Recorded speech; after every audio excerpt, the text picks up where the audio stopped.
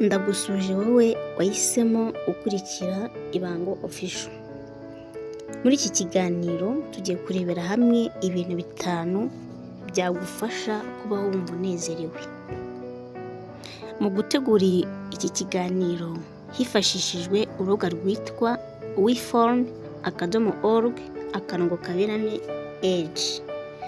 Muri iki gihe biragaragara ko umubare munini w'abantu batuye isi babayeho batishimye cyangwa se babayeho bababaye kubera impamvu zitandukanye.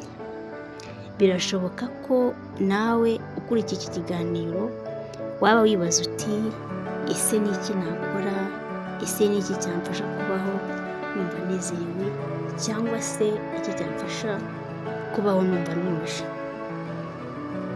Njye mugiye kubana muri iki kiganiro nitwa Bayizere Colette.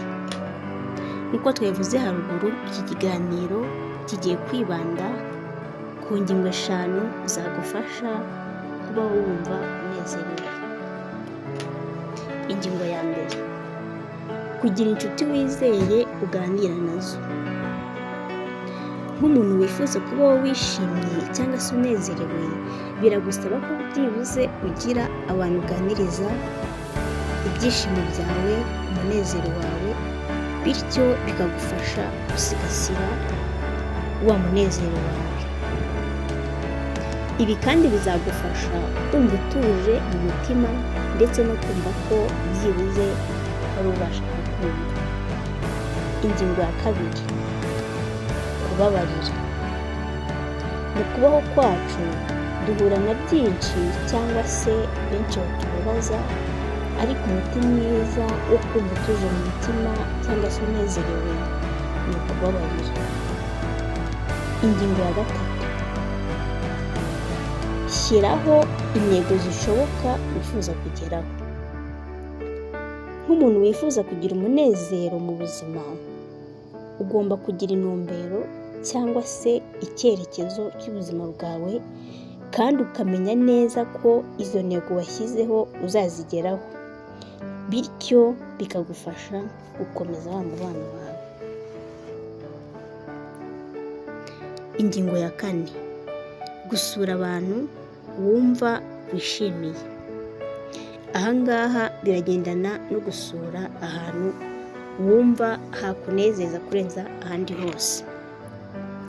Urugero, ushobora gusura inshuti zawe, ushobora gusura kuri mize cyangwa se inzu ndangamurage, ushobora gusura ubusitani ndetse n'ahandi hose hagufasha kumva unezerewe, hagufasha kumva umutima uruhutse.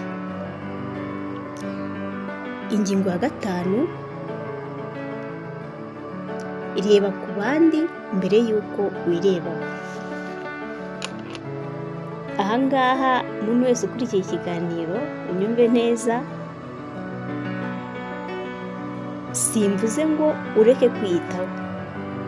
Icyo nshaka kuvuga ni uko wita no ku bandi, mbese ugaharanira umunezero wa mugenzi wawe.